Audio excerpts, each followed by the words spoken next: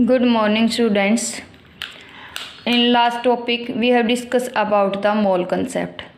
बेटा जो हमारा पीछे वाला कंसेप्ट था मोल कंसेप्ट, आज हम बात करेंगे परसेंटेज कंपोजिशन की। देखो वैसे हमारे पास परसेंटेज कंपोजिशन मीन्स जो भी मैटर है, जो भी सब्सटेंस है, जिससे भी मिलकर बना हुआ है उसके अंदर कॉन्स्टिट्यूएंट पार्टिकल्स क्या क्या है और उनका मोलिकुलर फार्मूला क्या होगा। वैसे आपको पता है मोलिकुलर फार्मूला तो क्या होता है कि when 2 or more than 2 elements are combined with each other then they form the molecule and this formula is called the molecular formula। ठीक है, बट यहाँ पर सबसे पहले आपको मोलिकुलर फार्मूला क्या होता है, एम्पिरिकल फार्मूला क्या होता है और उसके अंदर हम हर एक जो भी कॉन्स्टिट्यूएंट पार्टिकल जिनसे मिलकर बना है उसकी कंपोजिशन क्या है।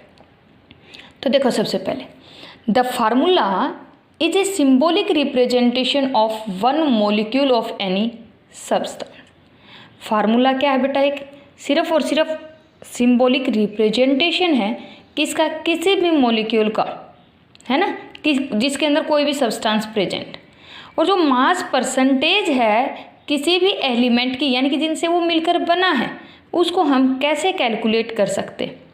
मान लो आपको ये बोल दिया जाए कि आपके खाने में क्या क्या है, मान लो आलू है, मेथी है, अब हल्दी है, तो आपको ये बोल दिया जाए कि इसमें कितने परसेंट तो हल्दी है, कितने परसेंट आलू है, कितने परसेंट हमारे पास है मेथी है, तो इट मीन्स पालक है, जो भी आपने उसके अंदर इंग्रेडिएंट से डाल रखे हैं यानी कि जो भी आपने कंपोजिशन डाल रखी।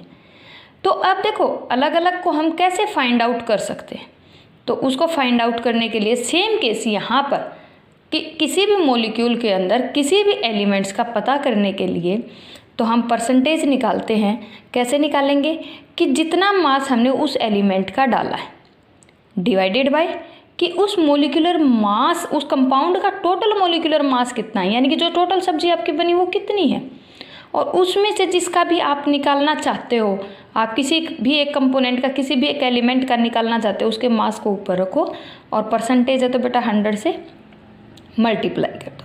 ठीक है, तो sum of the total percentage of the elements present in any compound is always to be the 100%।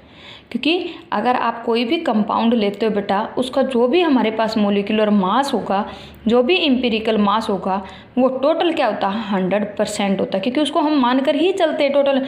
अब सब्जी चाहे आपके पास 1 कटोरी हो और चाहे पूरी 5 लीटर हो, ठीक है, लेकिन वो है क्या, जब आपने माना कि वो टोटल 100% है, अब उसके अंदर कितना मटेरियल प्रेजेंट है उसके परसेंटेज देखनी होती है। फॉर एग्जांपल आपको बोल दिया जाए ग्लूकोज, फार्मूला क्या होता है बेटा C6H12O6। अब आप इसका मोलिकुलर मास निकालो। मोलिकुलर मास कैसे निकालते थे, जो भी एटॉमिक मास होता था यानी कि एक एटम का मास, कार्बन का मास 12, how many number of atoms 6, plus hydrogen का मास 1, how many number of atoms 12, oxygen का मास हमारे पास 18 और टोटल नंबर ऑफ एलिमेंट्स 18 नहीं भी 16। ठीक है, तो टोटल हमारे पास क्या आ गया बेटा, मोलिकुलर मास 180 ग्राम। अब इसमें से ग्लूकोज में से आपको क्या निकालना है, परसेंटेज ऑफ कार्बन निकालनी है। अब कार्बन की परसेंटेज, इट मीन्स देखो मास ऑफ कार्बन यानी कि दैट एलिमेंट जिसका भी निकालना है वो कितना है, डिवाइडेड बाय टोटल कितना है इंटू 100, तो वो निकल के आ जाएगी percentage of carbon in the glucose. Second thing, अगर आपको हाइड्रोजन की बोल देता है तो हाइड्रोजन का मास कितना है बेटा टोटल 12, डिवाइडेड बाय टोटल कितना है 180, परसेंटेज निकालना है तो इंटू 100। सेम केस ऑक्सीजन का, कि ऑक्सीजन निकालना है, ऑक्सीजन का मास कितना है, given mass 96, divided by molecular mass इसका कितना आ गया तो इंटू 100। तो इस तरह से हम क्या निकाल सकते हैं, परसेंटेज कंपोजिशन निकाल सकते हैं किसी भी एलिमेंट का किसी भी मोलिकुलर फार्मूला के अंदर। क्लियर है।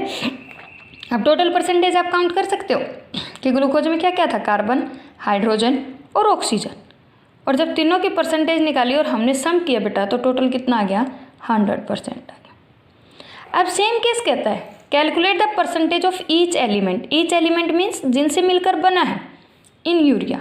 यूरिया का फार्मूला क्या होता है NH2CO NH2। अब फिर से वहीं हमारे पास नाइट्रोजन का मास 14, हाइड्रोजन का 2, कार्बन का 12, ऑक्सीजन का 16, तो ये ऐड कर देंगे, टोटल मास इतना आ गया। तो हमने नाइट्रोजन का निकाला। अब देखो नाइट्रोजन यहाँ पर टोटल एलिमेंट कितने बेटा, एक तो ये हो गया और एक ये, तो टोटल एलिमेंट देखने हैं नाइट्रोजन के, तो 2 आ गए, और एक का मास 14 तो 2 का मास 28 डिवाइडेड बाई टोटल इंटू 100।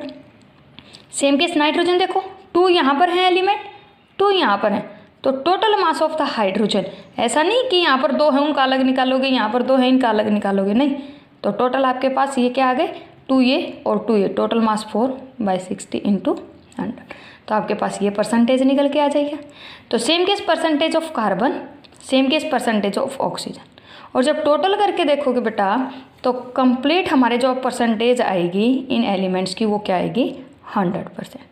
तो इस तरह से हम क्या कर सकते हैं, परसेंटेज कंपोजिशन यानी कि हर एक एलिमेंट्स की परसेंटेज को फाइंड आउट कर सकते हैं किसी भी मोलिकुलर फार्मूला के। लेकिन अब डिफरेंस ये है कि आपको दे दिया जाए कि इम्पिरिकल फार्मूला और मोलिकुलर फार्मूला, भाई what is the difference between empirical and molecular formula. Empirical formula सिर्फ और सिर्फ क्या बताता है बेटा हमें, कि जो सिर्फ और सिर्फ एक होल रेशियो बताता है कि हमारे पास इसके अंदर की होल रेशियो नहीं सॉरी सिर्फ और सिर्फ ये बताता है कि कौन कौन से एलिमेंट्स प्रेजेंट हैं, ठीक है, एक सिंपल रेशियो, होल नहीं बताएगा, एक सिंपल रेशियो बताएगा। देखो फॉर एग्जांपल अभी आपने बात की ग्लूकोज का मोलिकुलर फार्मूला C6H12O6, ठीक है, तो ये हमारे पास क्या है, कंप्लीट मोलिकुलर फार्मूला है। बट अगर क्या कहता है कि इसके अंदर हाउ मेनी नंबर ऑफ, यानी कि हमारे पास सिर्फ क्या क्या प्रेजेंट है, कार्बन, हाइड्रोजन, ऑक्सीजन, जो एक सिंपल रेशियो बता रहा है कि हमारे पास इसके अंदर कार्बन, हाइड्रोजन और ऑक्सीजन की सिंपल रेशियो ये आएगी। तो जो सिर्फ सिंपल रेशियो को बताता है बेटा वो तो होता है इम्पिरिकल फार्मूला, और how many number of total elements are present in this formula वो क्या बताएगा हमारे पास, मोलिकुलर फार्मूला। तो what is the difference between molecular formula and empirical. तो empirical formula simple whole ratio को दिखाता है कि हमारे पास जो जो एलिमेंट जिन जिन से मिलकर ये बना है, जो जो कॉन्स्टिट्यूएंट पार्टिकल है वो एक सिंपल रेशियो के अंदर, जबकि हमारे पास मोलिकुलर फार्मूला ये बताता है कि how many number of elements are present in the formula. अब देखो सेम केस अगर हम इम्पिरिकल फार्मूला और मोलिकुलर फार्मूला के बीच अब रिलेशनशिप ड्राइव करना चाहिए बेटा, तो क्या कह सकते हैं कि हमारे पास जो भी मोलिकुलर फार्मूला होगा वो किसके इक्वल होगा, n इंटू इम्पिरिकल फार्मूला।